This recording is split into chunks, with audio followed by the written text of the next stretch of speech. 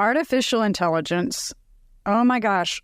I mean, we're hearing artificial intelligence everywhere right now. It is in the news. It's being talked about with like ChatGPT and all the different browsers integrating artificial intelligence in. And I mean, artificial intelligence has been around for a while. We know it works with computing and a lot of the ways that we're thinking about computing and using it to better the life of human beings. So, smart homes has also been a hot topic for, I don't know, as long as I've been doing this podcast, which is several years now. So I went to the experts today, folks, and I know many of you that have been following along for a while will be thrilled to hear Tony Pratt back in studio today with me. And we love being back in St. Louis live in studio. Yes, we do. It's always a pleasure when we can do these podcasts live together versus just on Zoom. While I appreciate technology allows us to still do our recordings while we're hundreds of miles away, I much prefer the dynamic that comes across when you and I are within feet of each other. It's not the same. It is not. Living green or sustainably is about more than saving on your electric bill and doing your part to protect natural resources. It is about a safer and healthier life for you and your family without sacrificing style, quality, or budget. This is a movement to provide all of us with clean air to breathe and water to drink, safe, healthy food to eat, and places to live, and energy to run the places where we live, learn, work, and play. Join your hosts, Marla Esser-Close, the Green Home Coach, and Tony Pratt of the Sound Room to learn how everyday green homes work for you, your family, and your community. Well, hey, y'all, it's Marla, the Green Home Coach, and I am in studio, as you heard today, with Tony. Tony Pratt from the Sound Room. We actually, I don't think we've recorded in quite a while. We've really gone to more of a guest host situation with Tony just due to our respective schedules and podcasting. We're trying some new things with podcasting and some other content over at Green Home Coach. So I love that we're back, and I love that we're going to kick off today's conversation with something you are deep in the middle of. I know nothing about You know smart homes. nothing about smart homes. And I think this will be the fourth smart home episode we've done. I think that's about right. Fourth or fifth. But anywho, the reason I bring that up for you listeners is that it's really kind of fun to go back and listen to some of the older ones and see what things have already evolved because it's moving so fast. Well, and that's what technology does. I mean, we joke at the office that, you know, when you finally learn something, it's out of date like the next week because that's just how the next generation sneaks up on you. The beauty about smart home technology, it is there to make your life easier and to simplify it. Now that we're having this conversation of what AI is starting to bring to the table, that is really going to make things a lot more automated to where you don't even have to think about it. And you tell me, what's easier than not having to think about an action? Nothing. I was going to say, not thinking about anything. Exactly. I mean, that's where it's all going. While it's not right there yet, the way technology is, give it a few years. Well, I was going to say, if you went back and listened to our first podcasts that we did on smart homes, probably 4 or 5 years ago. Oh, it was totally different conversation. Compare it to now. Yeah, totally different conversation. Yeah. But, and this is kind of what I want us to talk about a little bit today is what marriage are we starting to see or could be possible between smart home technology and AI? Because it's really a tool that incorporates in with all these other tools, right? It is. And, you know, when you really get into it, there's two parts to it. So the first thing is really understanding all the different smart devices in the home. Okay. And learning how to tie them together. That's the hard part.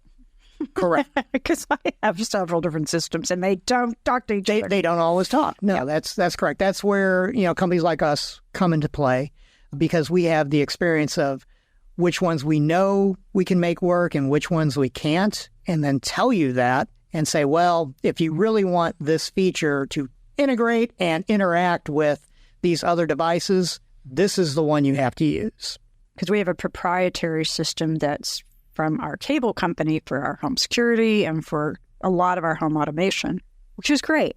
I mean, and it's voice activated with the remote, but we're limited like on the different physical assets like our cameras and things that mainly our cameras, our thermostat, our locks, that if we change systems, a lot of those don't go with it. So you have to start over. There are some ways around that. Good. And we better talk offline.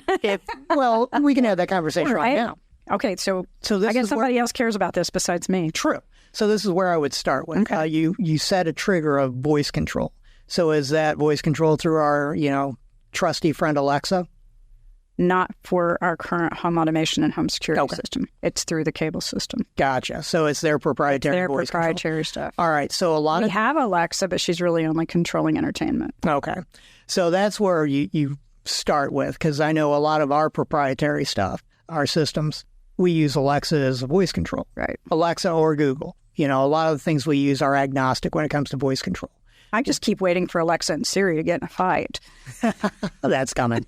But the reason for that is while I might have the items that belong inside my system, there are a lot of things that the homeowner might bring later on or really don't need to be inside my system that I can tie to my system, and that way they interact under the same voice commands through Alexa or Google. Gotcha. That way I can do a good morning, a good night, a I'm leaving, or I'm home. And all of those items that will interact with the voice control trigger will pop on together, regardless of they're in my system or not. You may just have to come visit me in Oklahoma City. So eventually, I know I do. I know, you're only like 6.5 years late on that one. I know, but I've been in school. You have been in school. Give me a break. I do that. And it's been a little busy down there, so, it's not like we're sitting around twiddling our thumbs. That's true.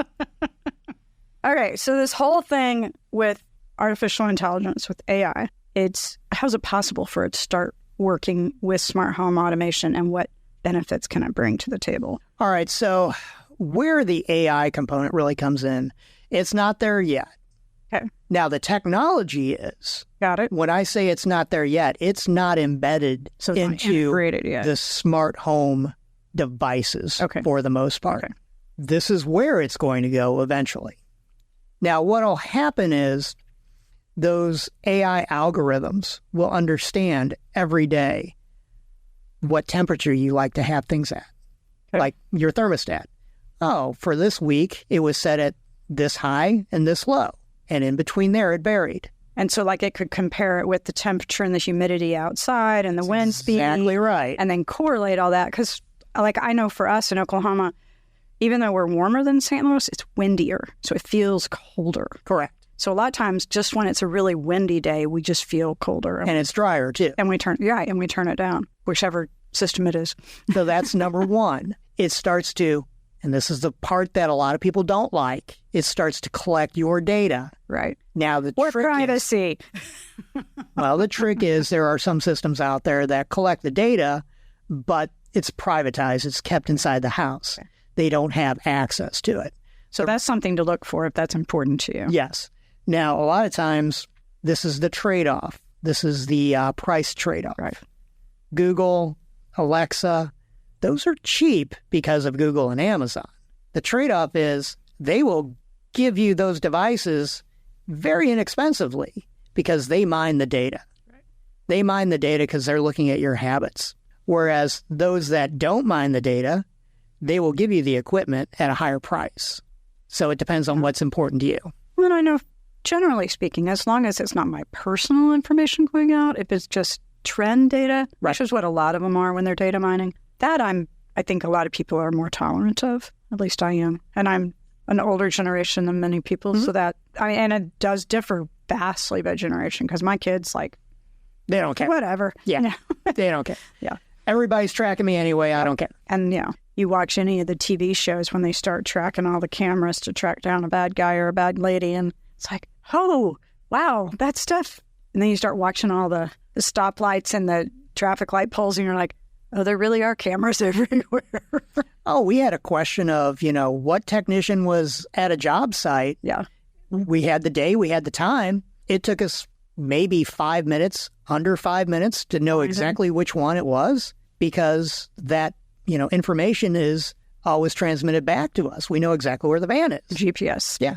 Now, I'm not saying, it was a situation where that technician was in trouble or anything like that. You needed to find them. We just needed to know who was out there so we could send them back, because the scheduler had no idea who went there. So. No, my husband had a lot of those kind of things. Yeah. They would, because they're all their trucks, when he worked for the cable company in Oklahoma City, all of them had GPS on them, so they could find each other.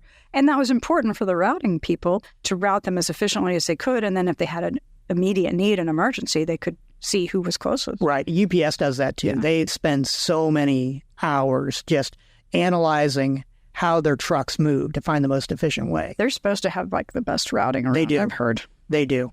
So at any rate, pretty much every one of their routes, they don't make left turns. Yep. So that's where the AI gets into. It understands your habits. So it understands a certain time of day, lights are off, certain time of night, lights are on, what rooms you tend to go to. It will sit there and say, okay, it is this bright outside. I'm going to raise the blinds so it's this bright inside. Or it's night. I'm going to lower the blinds because privacy, so I can turn the lights on. That's where AI goes. So effectively, artificial intelligence is going to allow us to mine and process and analyze much more data than we currently can. Yes. We're trending that way.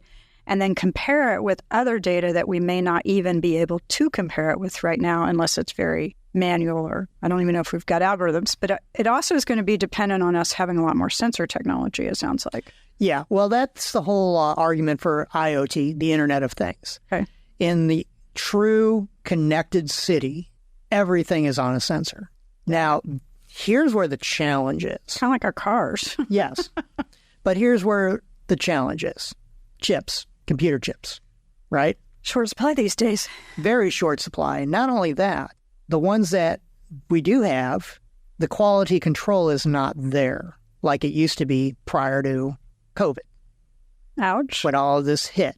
We see, and I see it a lot because this is the industry we're in, we see a lot of items that we have a higher failure rate on than we did 3 years ago.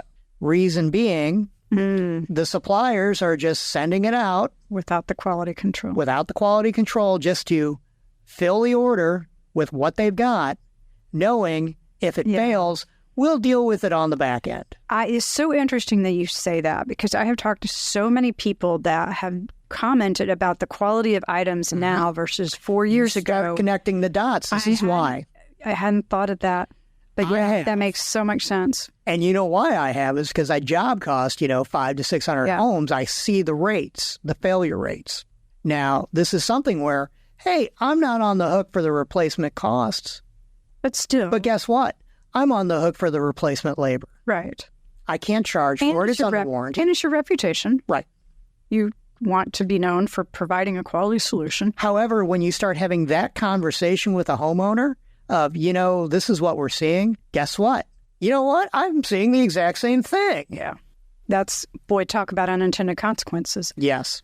And for everybody that... One of our favorite phrases. For everybody that is not familiar, one of our favorite topics and philosophies and theories is unintended consequences. Just a Tony and Marla thing. It is. Because just about everything we talk about has an unintended consequence that somebody along the line isn't paying attention to. Yes. I'm living some of those right now. Really? It's like, oh my gosh. Try to fix one thing and it just creates something somewhere else down the line. Geez, people. So in a home automation solution, to bring it back home here, thinking about the different possibilities and having a really good plan is likely going to be a much better strategy than just kind of willy-nilly adding on to things. Correct. Well, speaking of unintended consequences, so if you haven't really planned it out, you might sit there, put a system together yourself. Great. It's voice controlled, and I can turn it on and off with my phone. That might be about it. So what happens when your battery dies and you're sick and you've lost your voice? I mean, we jokingly are having this conversation Then you have to get up and Find the darn control. But these are the things that we talk about. Right. So the other part of AI that we really get into is understanding multiple triggers and touch points to control that action. Yeah. So while I can go hit one button on an app, one button on a switch on a panel, say one command, and have 10 or 20 different things happen at one time, I want to have a larger number of triggers in case I have a failure somewhere. If I have a potential fail point, I want to build in a backup plan. Makes sense. So that will allow us to have more flexibility in doing that, just because it can process more trigger points. Well, you just never know what kind of a situation you're encountered with. You get home, your hands are full from the grocery store. It's a lot easier to open the door and say, I'm home, and have lights pop on than trying to do the elbow, turn on the light switch. Ask your door to please open.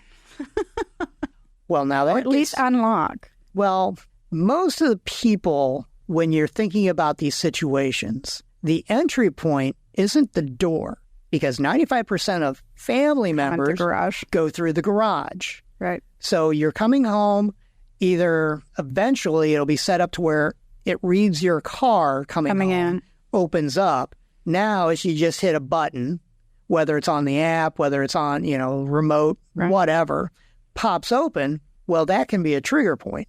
That opens up, things light up, right? Okay. But even if they're not, you don't have to worry about unlocking that door. You have to just open it. So instead of knobs, maybe you have a lever, right? Yeah. So now you lever it open, hands are full. You can do the voice command. If you don't have a true AI automation system, you can at least get the lights on, regardless of whether you have access to any kind of a panel with your hands. As successful real estate and home professionals, you know that education and information are key to your expertise. How can you help your clients connect what's really important to them with your homes? My How to Sell the Value of Green Homes and Features workshop will teach you and your team the basics of green, healthier, high-performance homes. Learn the benefits of healthier, green, and high-performance homes and features and how they tie to the health, safety, and comfort benefits our clients expect. Click the link below to book your workshop today. Where do most people start when they start automating? Is it their entertainment systems? No. Security systems? You really look at things as there's two different kind of paths. Okay. All right. You have first, which is environmental. Environmental's the easiest. So that is lights, locks, thermostat, security, things like that. The second part is more the entertainment, audio, video, the fun stuff. So it's a lot easier to change out a lock into a smart lock than it is to get the TV set up to do whatever. Okay. However, you're going to probably use the entertainment side more than the environmental side. Okay. And where does home security fit into that? That's considered more the environmental. Okay. That's just the way they do it. The reason being, you'll have a lot of providers. You have a lot of providers that they'll bundle security, a lock, a thermostat, and lighting control. That's how we ended up in a proprietary system. Exactly. Together, but it will not interact with the audio system or the video system. That's when you have to bring in an overreaching kind of controller to take care of everything. Gotcha. Yeah, we have actually Alexa controls one way of entertainment, and then the cable controls the other way of entertainment. So at least we have two paths, but sometimes it gets a little confusing. Well, it's just like the old, I've got 5 remotes on my TV, not for my TV, but on the coffee table. Yeah. And we really just wanted Alexa for our Sonos, but anyway, ties into everything else. All these decisions, jeez. There's a few of them. There is a few. We need like a decision tree.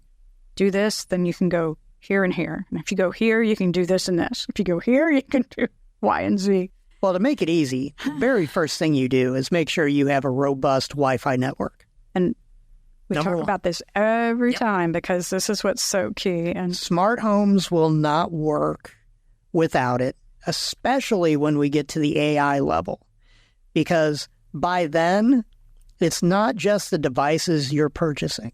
It's not just your door lock or your garage door opener or your light switches or, your Sonos speakers. It's your refrigerator.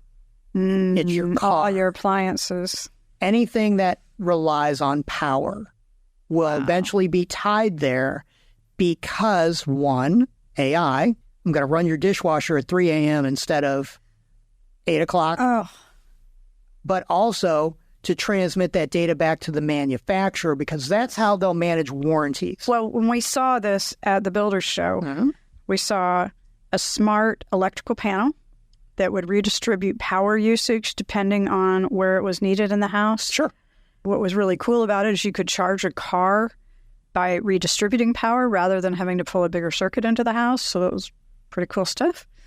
Oh gosh, we saw smart systems for lighting and controls and internet. And then we of course saw thermostats and humidity and indoor air quality sensors and controls. But there was something else we saw that you made me think of and now I forgot. Okay, well, let's talk about a couple of these things. So lighting is most likely going to change dramatically over the next few years. Would not be surprising. It's going to go from being high voltage to low voltage. Yeah, we did already start seeing a lot of low voltage at the Builder Show. Now, the other thing, too, is you're starting to see these, different cans and all that, can lighting.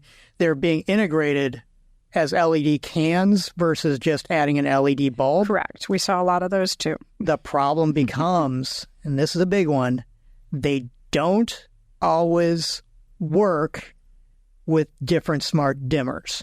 Oh, that can be a little challenging. Just a little bit. So this is how you can tell. You go to dim it and it flickers. Yeah. It's not compatible. All you can do at that point is a switch on off. Okay. That's always the trigger. Anytime we have legacy lighting systems, when they say, oh, for some reason my lights are starting to flicker. You recently changed your bulbs? Yeah, I did it last week. Yeah, you got a bulb that's not compatible. Yep. You have to use bulbs from this manufacturer. Yep. It's all these things to think about. These little things. So these manufacturers eventually will have to start talking to each other and getting on the same standards. Yeah. Well, and then the smart appliances, like you said, that adds to it. And, I know what I was going to say. One of the things that we saw at the show was the actual system for like HVAC technicians to use so they could remotely diagnose the system. Mm-hmm. So by the time they got out there, all they had to do was fix it. And some of the things they could even fix remotely because they were software. And part of that, like for us, we have that with all of our systems. Well, not all. The older ones, not so much, but all the new ones. I can log in and see exactly how your internet's performing.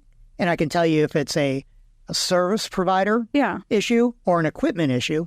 And then everything that's connected to it, I can see the performance of it. Well, cable's been able to do that for us for a while. But here's the other side of that really kind of struck me is with the labor shortage that we have right now, this is one way we can manage and cope with the labor shortage is by using technology to augment. And everybody gets scared that technology is going to replace all these people, but we don't have enough people in the field anyway. Not in the trades. Absolutely not. So the fact that there is technology to help bolster that up right now feels like a good thing.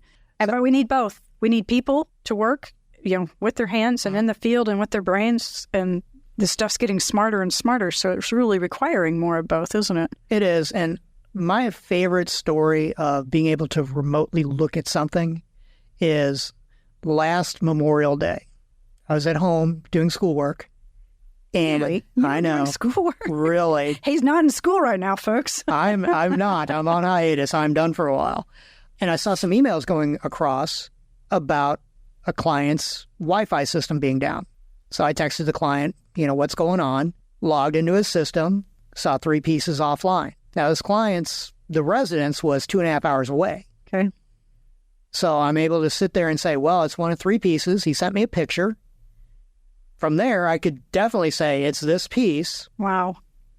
But we went out with a replacement like 2 days later of everything that was offline, just in case. Right. Smart. We spent more time driving than solving. Plain and simple. That's a good way to have it. Yeah. I mean, we went knowing exactly what it most likely is, got there, fixed it, had them up and running in like 20 minutes. Very nice. So when we were talking offline earlier before we started recording, we talked about two things I want to make sure we don't miss. One is how this combination of AI and smart home technology will allow us to optimize our systems and our home environment. So I want to talk about that a little bit. And then I want to make sure that we have a little bit of time for you to talk through what a scenario might look like with AI and smart home technology better married. All right. So the main thing is what AI will allow us to do when it comes to optimizing the systems. At this point, you won't have standalone items. You won't have manufacturers that don't allow their products to tie into other systems. And you manufacturers listening to this know exactly who I'm talking about. That is... There's no finger pointing going on here. No, not at all. As a bane of... Some of you are the bane of my existence. Anyway. Everybody's got to play nice together now. Come on. That's where it's going. You're going to have to. Otherwise, you're not going to be able to sell your stuff. Plain and simple.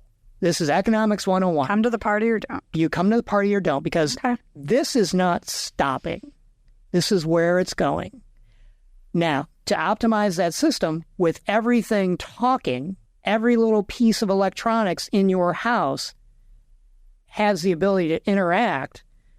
What that is going to allow us to do is two things. One, out of the gate, we can program better scenes, popular scenes that you're going to, react or interact with every day. And you've heard me talk about them before. Mm-hmm. Good morning, good night, I'm home, I'm leaving, entertaining, whatever, something like that. Right. And those allow us in a simple motion, whether it's clicking a switch, a button, saying a word, multiple things happen. So is AI going to help a lot of that get done behind the scenes rather than us having to program all of it in there? Maybe. Okay. We don't know yet. Okay. We don't know yet. I'd like it to go in that direction, please, because I'm not very good at programming all this stuff in. We don't know yet because AI would have to get into every one of those devices, and we don't know what that looks like. Okay. Wow. I hadn't thought about that. Yeah. The only way for it to happen in your world of no programming is AI has to be embedded in every device. And then it has to learn from it. It has to learn. Okay. So is it quick and easy? Probably not. But something's coming. Once you set it up, now it starts to learn habits of, hey, for the last 8 days in a row, he said good morning by this time. Yeah. So I'm going to turn it on. Now, if that just happens to be the 9th day where you get to sleep in, you might get a little surprise. But, eventually he'll learn. John. The AI will learn of, oh, yeah, every 9 days, the homeowners stay up late and sleep late. Nice. So now I turn on here. You did a wonderful job of answering both questions in one set of answer. We try. I like efficiency. So as we're winding this up, where can our listeners go to start getting a handle on this, especially if they're just starting to integrate some of their smart home technology? Is there any place they can go for advice, for help, for... What I would tell you is Google system integrators, automation integrators, automation specialists, things like that. And that at least puts you in touch with a local expert in your market that has experience in doing some of these things. Unfortunately, the whole AI side of it is still brand new. Still coming, yeah. It's still coming. It's just not here yet. Well, I know that AI is everywhere in the news right now, so I'm not sure any part of our experience is going to be exempt. It's just a matter of how it's going to be integrated in. And while I say it's not here yet, what I'm talking about is the automated technology in homes. Right. To be honest, we use AI every day, whether it's my account managers use it for emails, whether sending them or even creating them. Yep. They're a lot better at creating emails than some of my account managers. We've been using it to rewrite old copy that's ours, stuff that we own, and we already have the voice on and everything, so it's just a nice way for us to be able to rewrite things a little quicker and without having to use... It's pretty convenient, isn't it? Yeah. And I'm comfortable with that. I don't know that I want AI to create my voice, but I'm pretty good with recreating it. Yeah.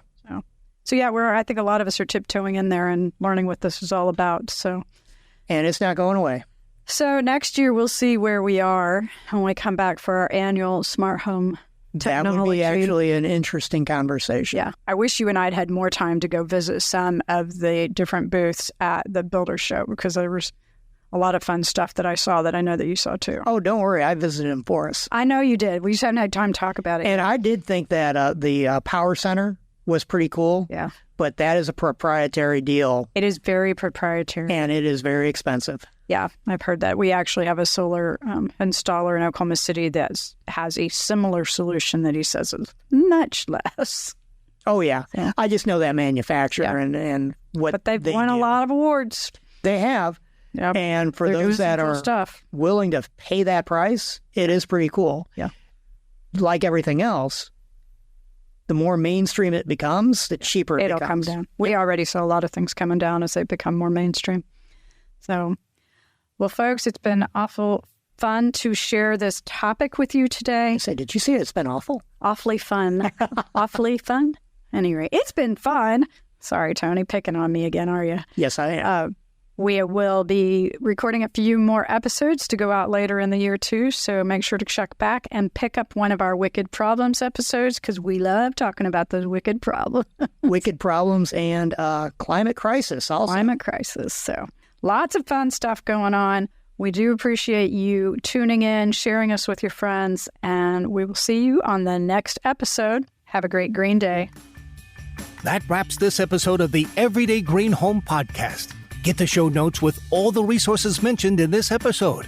Be sure to subscribe on your favorite podcast app so you never miss an episode. Want more? Join the Love Your Everyday Green Home private Facebook group for more resources and behind-the-scenes insights. And remember that living a little better and greener is easier than you think.